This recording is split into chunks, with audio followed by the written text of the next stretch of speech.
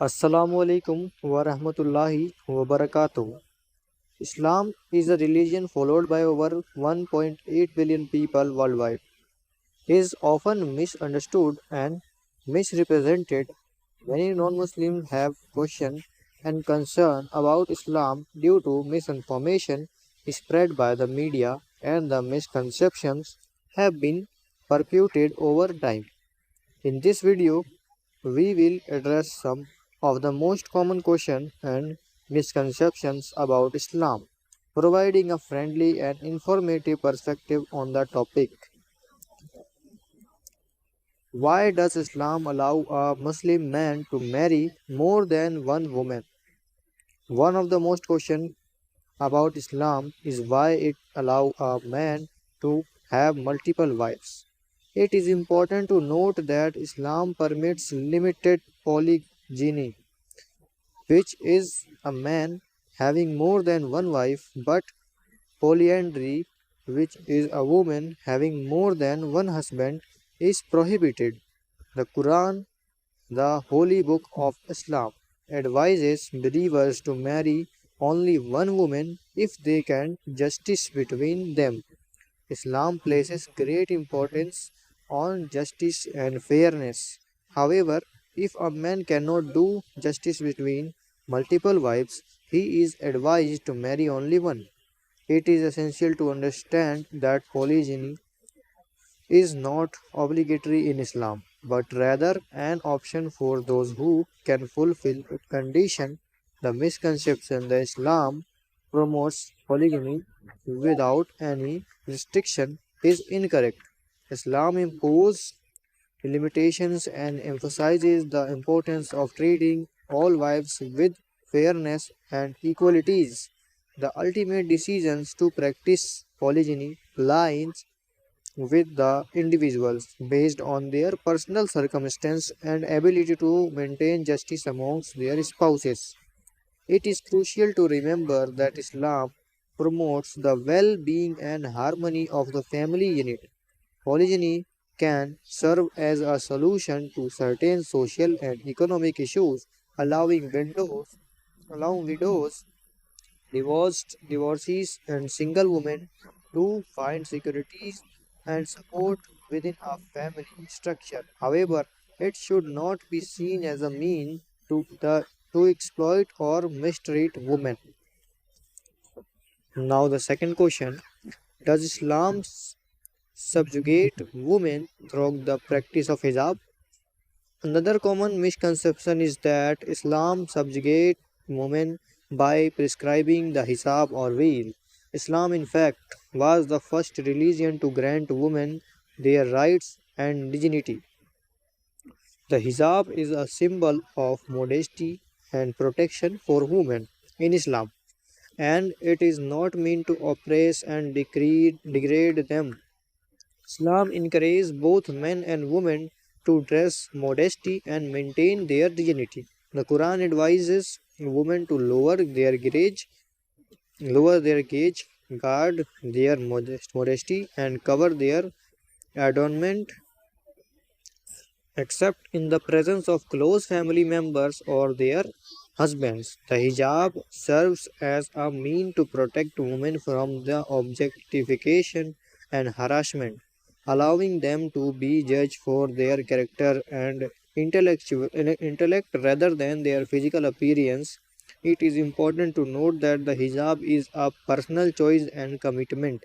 Many Muslim women choose to wear the hijab as an expression of their faith and identity. It should not be as a symbol of oppression, but rather as a symbol of empowerment and religious devotion. Now, the third question: if Islam is a religion of peace, why was it spread by the sword? Islam is indeed a religion of peace, but it is essential to understand that context in which certain historical events occurred. The misconceptions that Islam was spread by the sword unfounded. As history proves otherwise, Islam spread across various regions through peaceful means such as trade, education, and intermarriage. The teachings of Islam attracted people through their inherent beauty and wisdom rather than through coercion or force. The idea that Islam was spread through violence is a myth. It is a myth perpetuated by those who misinterpret historical events and misunderstood Islamic principle. While it is a true that some military campaign took place in the early year of Islam, they were defensive measures to protect the Muslim community from aggression and persecution. Islam encourages peaceful coexistence and respect the freedom of religion. The Quran explicitly states that there is no compulsion in religion, emphasizing the importance of free will and choice.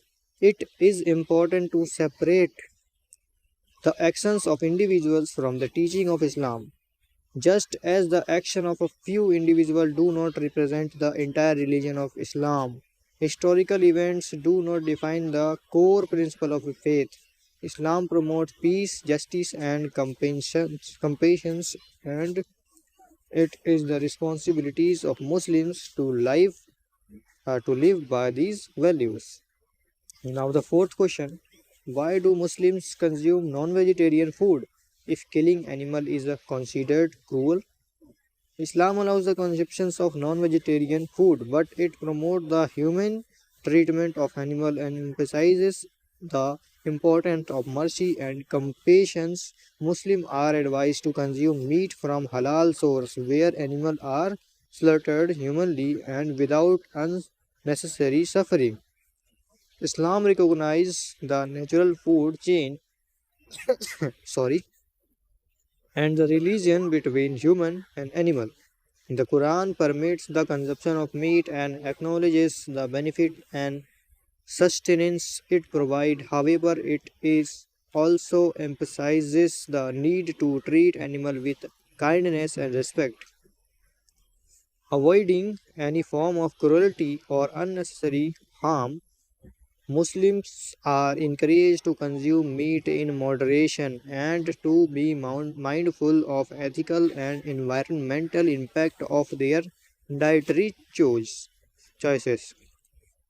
Islam promotes a balanced and responsible approach to food consumption, ensuring the welfare of animals and the preservation of the environment.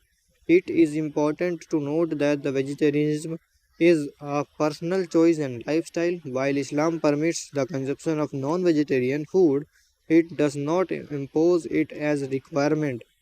Muslims are free to choose their dietary preference as long as they adhere to the Islamic principle of the compassion and respect for all living beings. And the last fifth question: why are Muslims labeled as fundamentalist and terrorist? The term fundamentalist and terrorist are often misused and misunderstood. A fundamentalist is someone who adheres to the fundamental principle of the particular ideology or belief system.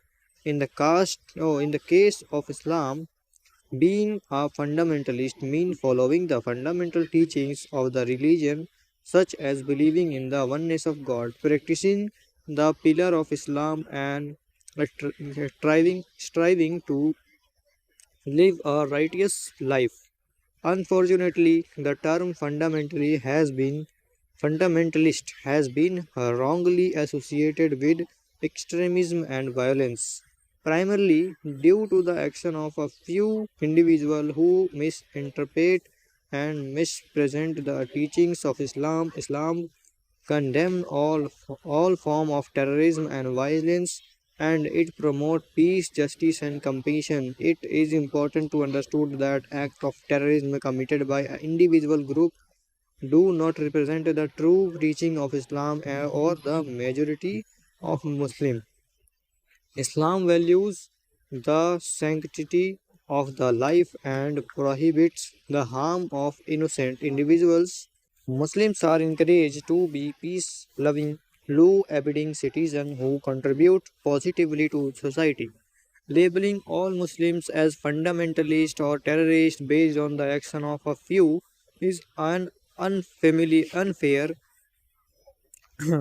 sorry unfair generalization and perpetuates stereotypes and discrimination. It is essential to separate the actions of individuals from the teaching and beliefs of the religion they claim to follow.